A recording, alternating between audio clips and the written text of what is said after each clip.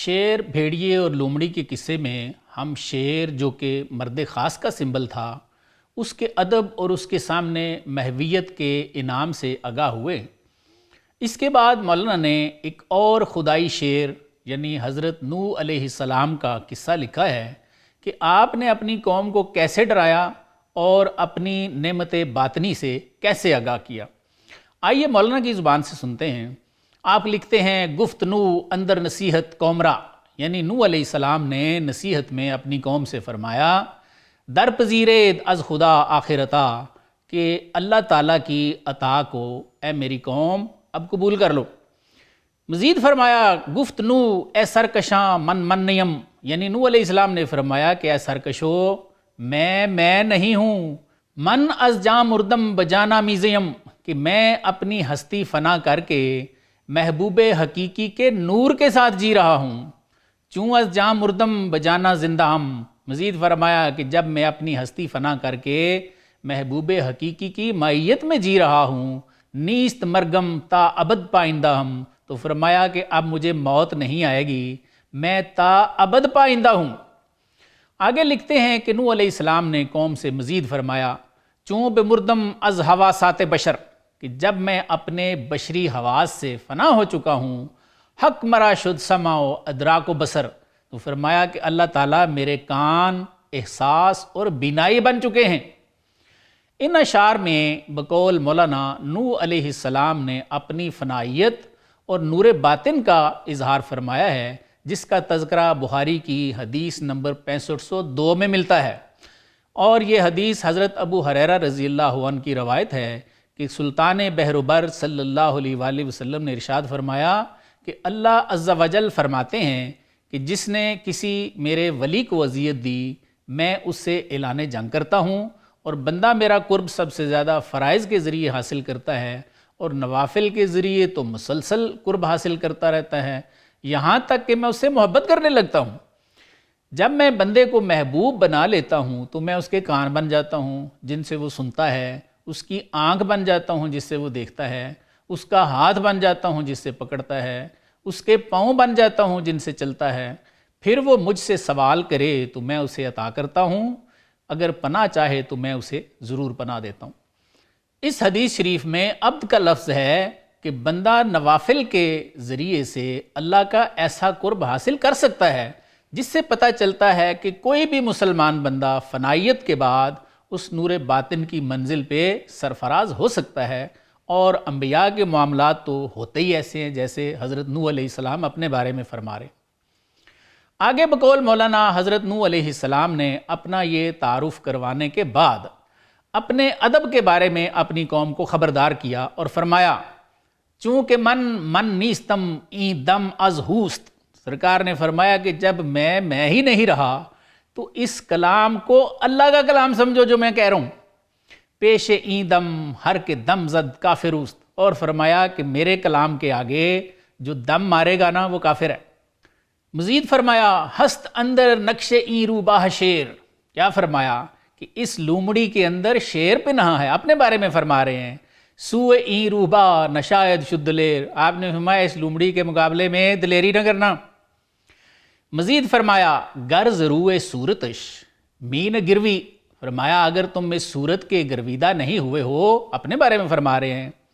غرش شیراں ازوے مین شنوی، تو فرمایا کہ کیا شیروں جیسی گرج بھی مجھ سے نہیں سن رہے ہو۔ آگے مولانا اپنے درسی مقصد کی طرف انتقال فرماتے ہیں، وہ بھی مولانا کی زبان سے ہی سنتے ہیں۔ کیا لکھا سر مولانا نے؟ گر نبودے نوح را از حق یدے، فرماتے ہیں اگر نوح علیہ السلام کو اللہ تعالیٰ کی طرف سے کوئی مدد حاصل نہ ہوتی، پس جہانے را چساں برہم زدے، تو فرماتے ہیں طوفان نوح کے ذریعے آپ دنیا کو کیسے درم برم کرتے۔ صد ہزاراں شیر بودند اندر تنے، مولانا فرماتے ہیں کہ نوح علیہ السلام کے جسم میں ہزاروں باطنی شیر تھے، ہر دو عالم را ہمی دید ارزنے، فرماتے ہیں کہ دونوں عالموں کو چینے کا ایک دانہ سمجھتے۔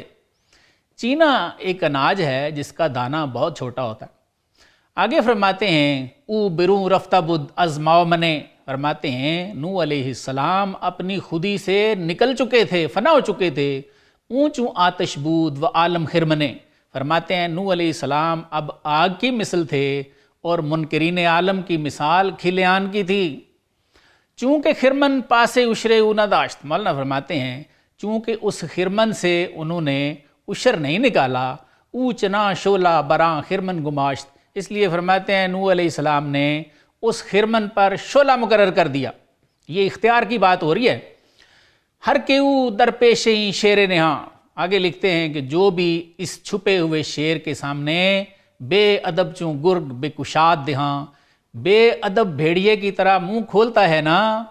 ہم چوں گرگ آن شیر بردراندش، تو فرماتے ہیں کہ شیر بھیڑیے کی طرح اس کو پھاڑ ڈالتا ہے، فانتقمنا منہم برخاندش، اور اس کے حال پر فانتقمنا منہم پڑھ دیتا ہے۔ زخم باید ہم چنگرگ از دست شیر، فرماتے ہیں ایسا بے ادب بھیڑیے کی طرح شیر سے زخم کھاتا ہے، پیش شیر ابلا بود کہ او شد دلیر، فرماتے ہیں جو شیر کے سامنے دلیری دکھاتا ہے نا وہ بے وقوف ہوتا ہے۔ فرماتے ہیں کاش وہ زخم ان کے جسم پر ہی لگتا، تا دل و ایمان سالم ماندے، تاکہ ان کا دل اور ایمان تو سلامت رہتے۔ آگے فرماتے ہیں چو فقیر آید اندر راہ راست، فرماتے ہیں جب فقیر اپنی خواہش نفسانی سے تہی دست ہو کے راہ راست پر آ جاتا ہے نا، شیر و سید شیر خود آنے شماست، تو فرماتے ہیں کہ شیر اور شیر کا شکار تمہاری ہی آن بن جاتا ہے۔ مولانا نے ان اشعار میں ہمارے لیے بڑے سبق چھوڑے ہیں، آئیے ان کے احاطے کی کوشش کرتے ہیں۔ نوح علیہ السلام کی اپنی قوم کو نصیحت سے پہلا سبق تو ہمیں یہ ملتا ہے کہ جو شخص اللہ کے نور میں فنا ہو جاتا ہے اس کے بشری حواس معطل ہو جاتے ہیں، اور ان کی جگہ پہ بخاری کی حدیث نمبر 6502 کے مطابق اللہ تعالیٰ کا نور اس انسان کا سمع بصر اور ادراک بن جاتا ہے۔ دوسرا سبق نوح علیہ السلام کی گفتگو سے ہمیں اس وقت ملتا ہے جب آپ فرماتے ہیں کہ جب میں ہی نہیں رہا تو یہ دم ہو کا ہے۔ اس سے مراد یہ ہے کہ حضرت نے فرمایا کہ جب میری خودی ہی ختم ہو گئی ہے تو اس کلام کو اللہ کا کلام سمجھو، بالکل حق بات ہے، اور اس کی گواہی سرکار دو عالم صلی اللہ علیہ وآلہ وسلم کے بارے میں قرآن نے خود دی ہے۔ کیسے گواہی دی ہے؟ یہ کہہ کر گواہی دی ہے وما ينطق عن الهوى ان هو الا وحی یوحیٰ، یعنی حضور صلی اللہ علیہ وآلہ وسلم کوئی بات اپنی خواہش نفس سے تو کرتے ہی نہیں ہیں، یہ وہی ہوتی ہے جو ان کی طرف کی جاتی۔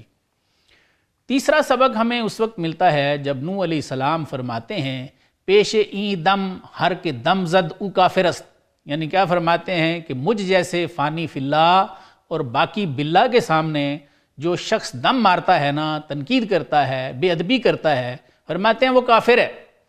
یہ بات بھی سورہ بقرہ کی آیت 34 کا مضمون ہے۔ قرآن کیا کہتا ہے؟ وَإِذْ قُلْنَا لِلْمَلَائِكَةِ اسْجُدُوا لِآدَمَ فَسَجَدُوا إِلَّا إِبْلِيسَ أَبَىٰ وَاسْتَكْبَرَ وَكَانَ مِنَ الْكَافِرِينَ، یعنی جب ہم نے فرشتوں کو حکم دیا کہ آدم کو سجدہ کرو تو سب نے سجدہ کیا سوائے ابلیس کے، وہ منکر ہوا، اس نے غرور کیا اور کافر ہو گیا۔